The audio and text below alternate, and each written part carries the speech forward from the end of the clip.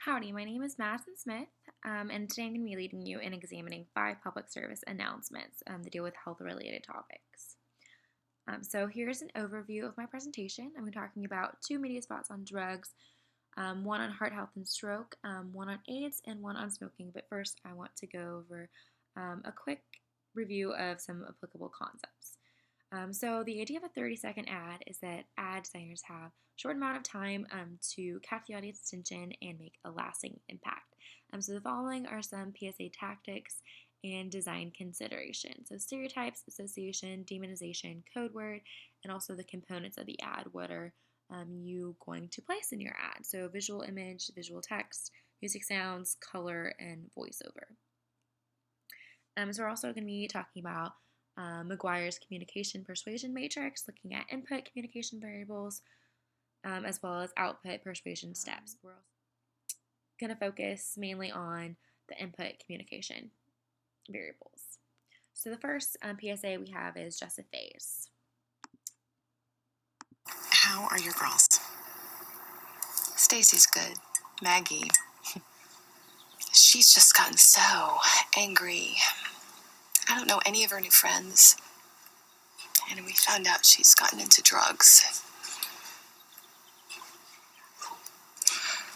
It's probably just a phase. Most people don't know what to say about drugs. No, she'll outgrow it. But we do. Visit us at drugfree.org. So this was a really good PSA, I thought, because one tactic that's employed here is stereotyping. And I know that sounds like a negative concept, but actually stereotyping is very helpful in 30-second ads. Ad designers often play on stereotyping because they're powerful, and stereotypes convey a lot of information in a short amount of time. So here we have white housewives living in suburbia who are worried. One is worried about her child who has gotten into drugs, and she definitely should be worried about her child. So another tactic used is association. And also, we're looking at the components of the ad here. What was really important, I think, here was that it was a really typical scene. 2 middle-aged women sitting in a backyard discussing their problems, just drinking tea with birds chirping in the background. And so when we're talking about the input variables for source, we have 2 middle-aged mothers living in a suburban area, and they're perceived as likable, similar to the audience, attractive, and credible in terms of trustworthiness, because the mother is opening up to her friend, and even though she's not an expert in talking about drugs, she's definitely seen as trustworthy for being vulnerable with her friends. The message here is that friends aren't equipped with the knowledge to give parents professional advice on how to deal with kids and teens doing drugs, but representatives from the Partnership for Drug-Free Kids have the answers to the questions that parents have. And the segment here, audience segment here, is parents, and the channel is television, and the destination intended outcome is direct. Visit this website for help. So the next PSA we have is called Joint Man.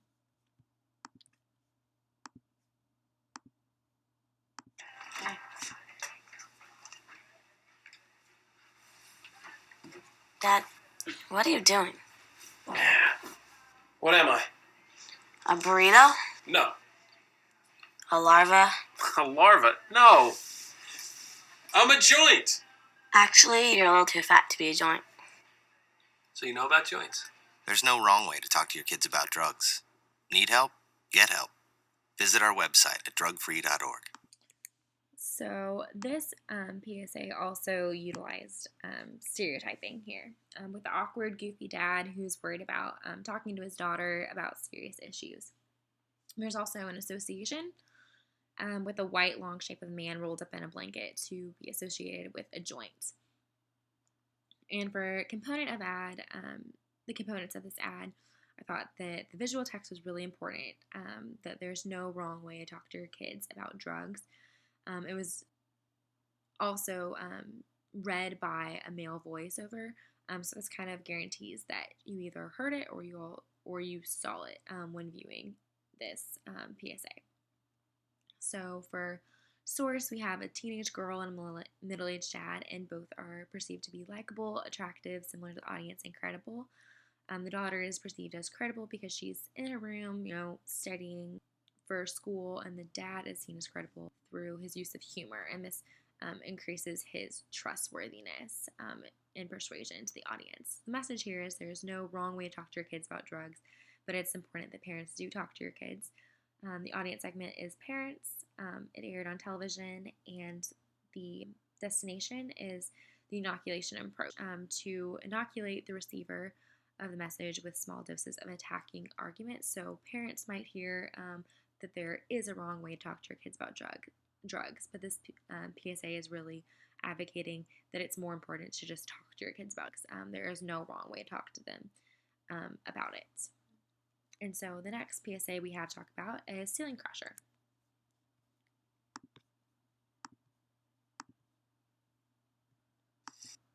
So they say it's a man's world?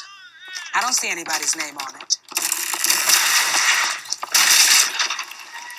While they were doing their thing, we slowly changed all that. Today, women can do anything men can do. And there's one thing we're even better at.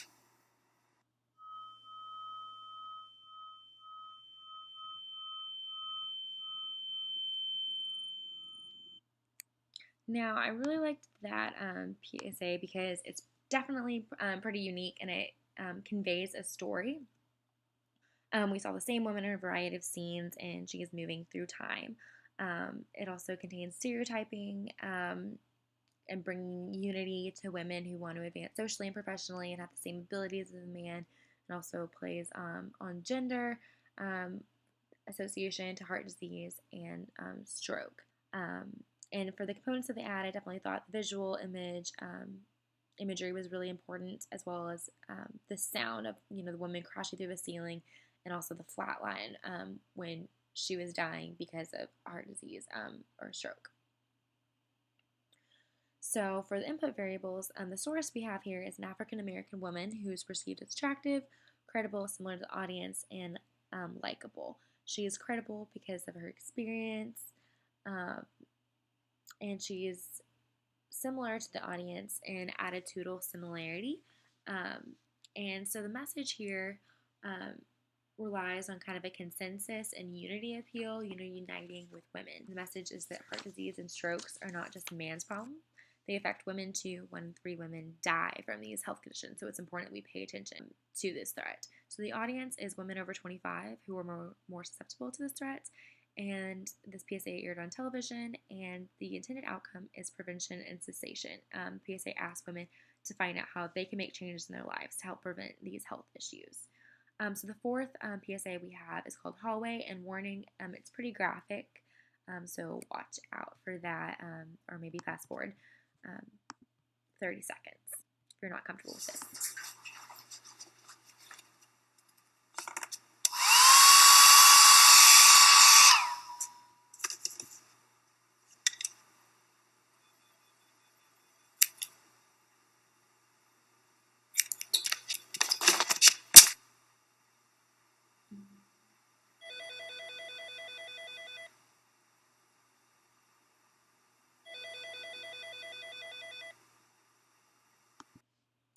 So I decided to show this this PSA because it was pretty graphic, and it clearly contains a fear appeal.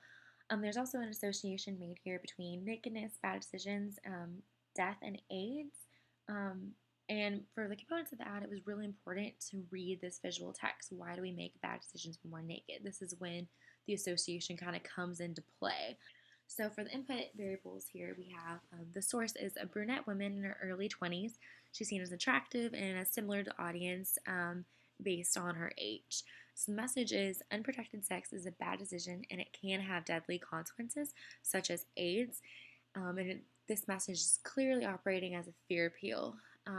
So this image was this ad was definitely scary. So it is definitely severe.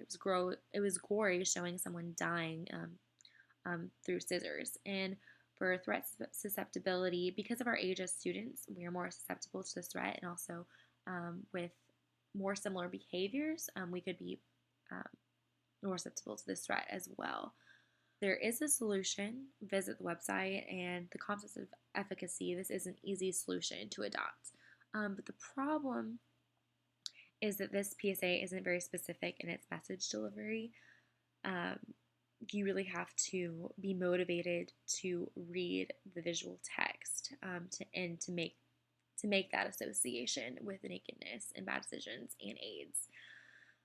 The channel, this PSA was aired on television for youth age 15 to 24 years of age, and the destination is ask for an immediate result, act now, live later.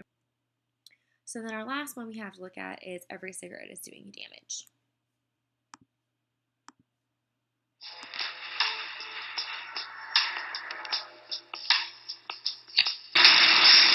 Every cigarette is doing you damage. Every time you inhale, tobacco smoke condenses in your lungs to form tar. This is a healthy lung. And this is the amount of tar a pack-a-day smoker breathes in every year. Every cigarette is doing you damage.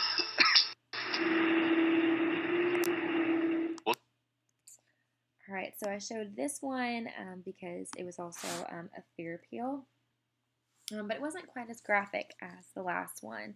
Or it was graphic, but it wasn't as violent, I guess, as the last one that we saw. So I think what was important here was definitely the visual image, with the tar being poured over the lung, and also the sounds that accompanied the girl lighting up the cigarette, the burning fire, and also at the very end, the ominous, scary music at the conclusion kind of playing on that fear appeal. And there's a voiceover with a male voice.